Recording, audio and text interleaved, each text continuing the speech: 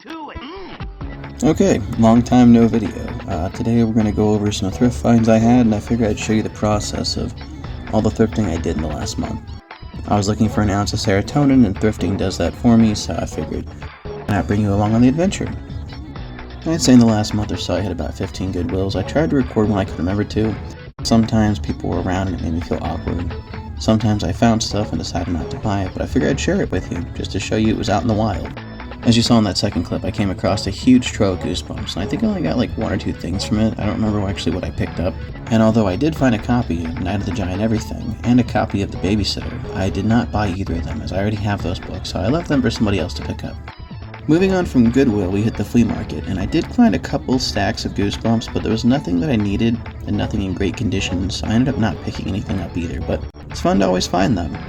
Here we are once again at the Goodwill bookstore. It's up in Sarasota. It's a few towns over from me, and nothing really remarkable there, all that new age Goosebumps, so I didn't pick anything up. Then I found a copy of Ratatouille for the Xbox 360, and I was like, huh. It claims it had a free movie ticket in it, and of course I didn't check. And lo and behold, it did. Somebody didn't use their ticket to go see Ratatouille. Then I went down to the beach Goodwill, and I happened to come across the entire collection of the Babysitter's Club. It even had a box set. It's a bummer it wasn't Goosebumps, but someone had donated their entire childhood. On to a different Goodwill, and more Babysitter's Club. Lots of Babysitter's Club in this town. And then we come across one copy of Goosebumps. It's a Slappy's World, so of course I leave it because I'm not really chasing the newer stuff. I did come across this Namco Museum for the Xbox 360, and I was like, shit, I'm gonna get it, until I opened it up and realized it was just Skyrim, which I'm not buying Skyrim again. Oh, and then one of the Barnes & Nobles near me was closing, so unfortunately everything was half off. I mean, not unfortunate for my wallet, but just, it's sad to see a store close, you know? I bought the game Race to Dead House, which was a Barnes & Noble's exclusive that came out in early 2022, I think, or 2021. Either way, I paid $12.49 for it, so I'm not mad about it. And then I finally found a VHS player. However, I can't test it, so unfortunately I left it just because I didn't want to roll those dice. I have been actively hunting a VHS player or a TV VHS combo for quite some time now. At the same Goodwill we found the VHS player, we came across a copy of The Twisted Ones, which is one of the books in the Five Nights at Freddy's series, which I already have this one, so I put it back for somebody else. It's a lot harder than it looks one-handed. Trust me, though. It went back in, piece of cake. Just kidding, I totally struggled. Then we come across the rarest Goosebumps book, I think, on the planet. Ghosts Don't Get Goosebumps. And I swear that, like, in my brain I've read this as a child. Like, I have this weird Mandela effect memory where I feel like I've read it, but I can't prove that I read it. Just the cover's very familiar. Moving on to the next Goodwill, I did not have any luck here. I found literally nothing.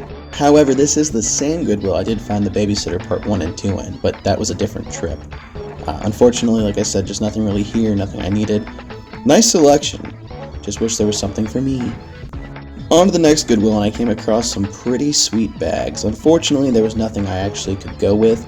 I was pretty tempted by this sweet messenger bag, however there was some damage on the inside, and although I am good with sewing, this was just beyond my repair abilities. I did find this little Pokemon, whether I can't tell if it was a pencil kit, maybe a lunchbox, whatever it was, I decided to leave it. It wasn't retro enough for me. They also had this interesting tiny denim bag, but I decided, nah, that wasn't it. This bag right here is one I was considering, but once again, there was damage on the inside and just not something I can fix, so I decided to put it back. On to the book section here, and no luck. However, at the next stop, we did have some luck. I came across The Train by Diane Ho. It's not a R.L. Stine book, but it's part of the Point Horse series, so we'll take it. Went to a two-story Barnes & Nobles, had no luck there. Went back to the Goodwill bookstore in Sarasota, found these books that were written by an author who was given praise by R.L. Stine, and then my wife found a copy of Gossip Girl the manga.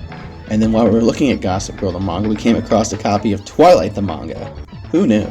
While I was up in Sarasota, I googled bookstores near me, came across this really interesting bookstore. It's just a giant store full of books, which I know that sounds really repetitive, but you'll see it's all like secondhand stuff.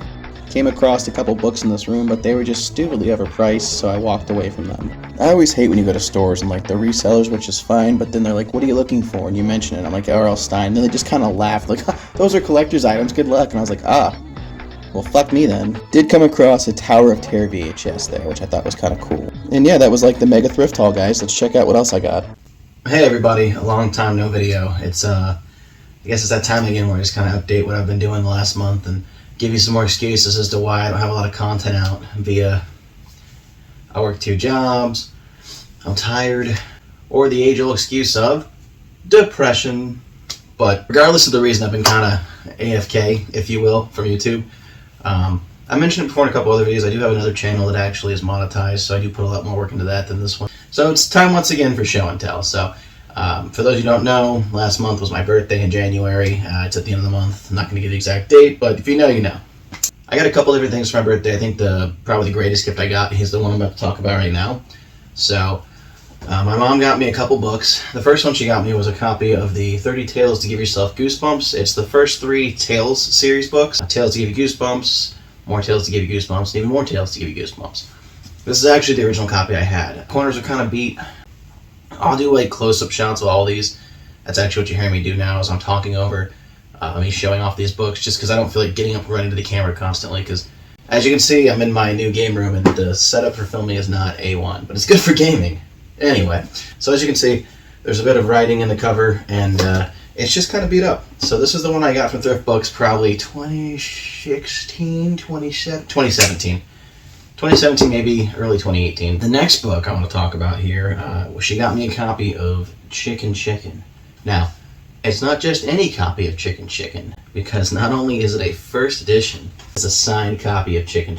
So, yeah, it is not only signed by the man himself, R.L. Stine, it's first print. So, her and my stepdad got that for me. It's probably the coolest gift I've gotten in a long time for birthday gifts. So this is my third signed book. I got a copy of One Day at Horrorland signed by Tim Jacobus. I got a copy of Attack of the Graveyard Ghouls. There's a video I did on that where I pulled it from a thrift drop. It was Discover Books, sent it to me. It's supposed to be a library edition, and R.L. Stine signed that one. And now I've got a book from the original 62 signed by Stine himself. So I feel like that's pretty big achievement in the milestone of collecting of Goosebumps. And then my best friend got me a gift card and a copy of this book called 1721. It's from the author of Chainsaw Man. It's a manga. So you guys know I collect manga as well as the young adult horror books. So I'm looking forward. I haven't got a chance to read this. I've been super busy, but I plan to in the future. Next up, I took a trip out of town. I went over a couple towns up. You guys should know if you watch my channel, there's a couple Goodwills out of town I like to go to once in a while. The first couple times I went, I found like the motherload of Goosebumps. And once in a while, I'll go up there every couple of months, like to give it time to reset, and I'll walk away with a pretty sweet pickup. However, this time I didn't get that lucky. While I was there, I picked up a copy of Five Nights at Freddy Fazbear Frights, and it's part of the Five Nights novelizations. However, I don't know if it specifically links with the Silver Eyes and the Twisted Ones and stuff, but I'm a fan of that. I think it's a really neat concept. For $2, I picked it up, and I'm not mad about that. Next, I picked up this series, and it's actually the spine that caught my eye. It said Shadow House, so I picked it up to look at it. It's hardback, and here's a little blurb on the front here, so I'm going to read it to you, and we'll go over why I decided to pick this up. Shadow House has everything I love. Strange characters, magic, and the supernatural, endless danger and adventure. And mystery I dare any reader to solve. R.L. Stine, author of Goosebumps. So, it's a series where these kids go into this haunted house, and what's neat about it is every single cover essentially has like this holographic, I can't explain it, like this holographic silhouette that kind of like, it's interactive. It's kind of how the slime was on Goosebumps. You know, it was like that raised feeling, you could just kind of feel the emboss to it, and it was like, oh, that's kind of neat. So it's like that. It's got its own little niche gimmick, which I think is neat. I picked up the first copy and the third copy. They didn't have number 2, but that's okay. I stopped at a different Goodwill, and I came across this. Those who collect Goosebumps and R.L. Stine, you know that he also wrote other stuff besides Fear Street. He wrote some point horror, and all the older point horrors have this little blood splatter on the spine that says Thriller. So that caught my eye, and it wasn't R.L. Stine, but it's Diana Ho, which she writes some interesting stuff, and this is actually part of the point horror series, so I picked it up. It's called The Train. It was 99 cents. So next up, there's an eBay find I had here. You guys know that I said I collect the manga. I came across 2 of the omnibus I was missing for Yu-Gi-Oh!, so I picked up omnibus number 4 and number 5. Or is it number 5 and number 6?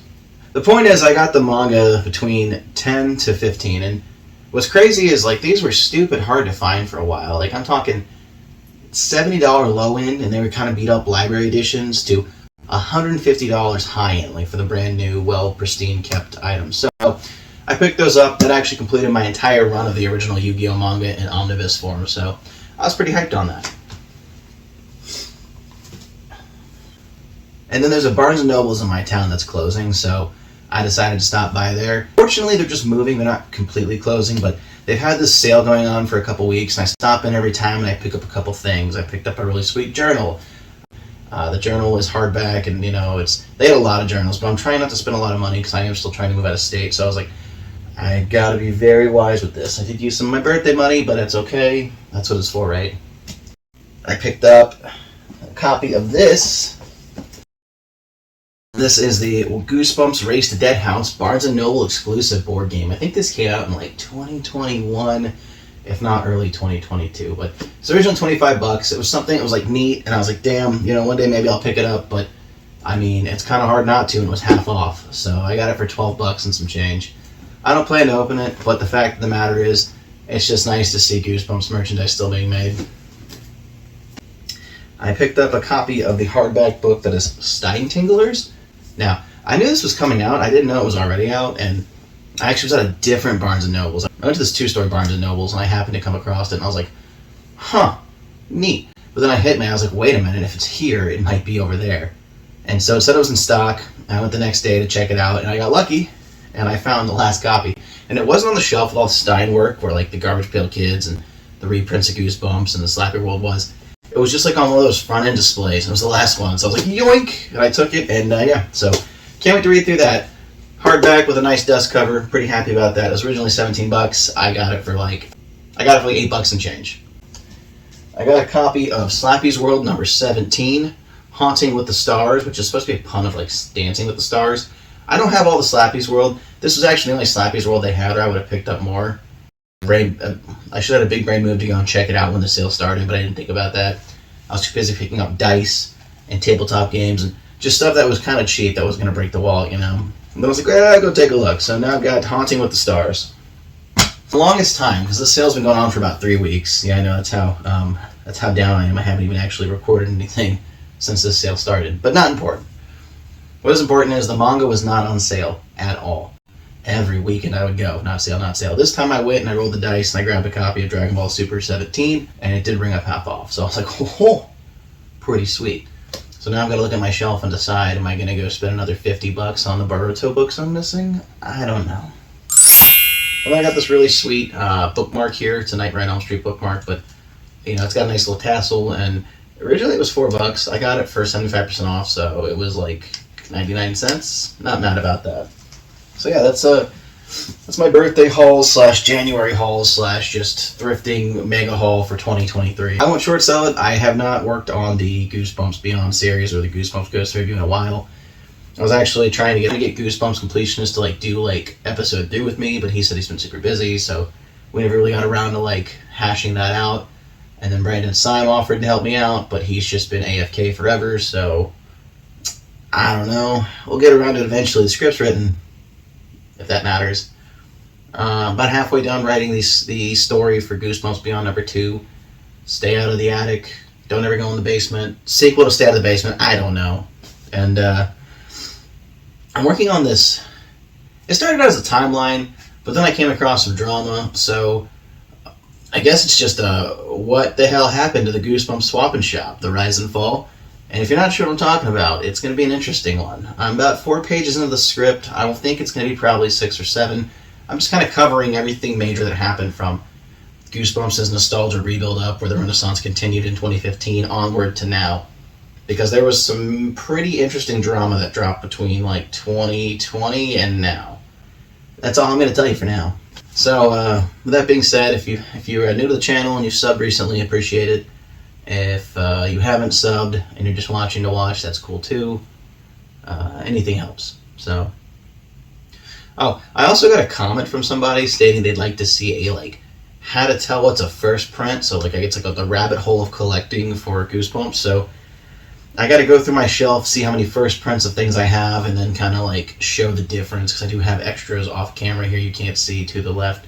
So maybe it's your right. Doesn't matter what side it is. Point is, I'm going to go over a video on how to tell a first print from a second print, third print, way later on, etc. Obviously, you guys know the difference between one printed in the 90s and one printed in 2016. So this is more so just to tell for those hardcore collectors who want a entire first edition set. For those of you who decided if you're going to collect past the 2000 series and you want a first edition print for like Goosebumps Horrorland, Most Wanted. I'm going to go over all that, so that should be an easy video to make here. I just need to clean the shelf off. So, oh, and Slappy got a new rocking chair, so there's that too. Besides that, thanks for checking it out. Thanks for stopping by. Hope everyone's having an awesome month. I'm not, but what else is new? Make sure you guys subscribe if you haven't already, as I'm always doing something interesting on here. If not, it's just like a fun book club. Yeah, that's what we are. We're a book club at this point. That's really all I got. You guys have a fantastic evening, and thanks for stopping by. Thanks for watching. I appreciate your viewership, and we'll see you in the next one.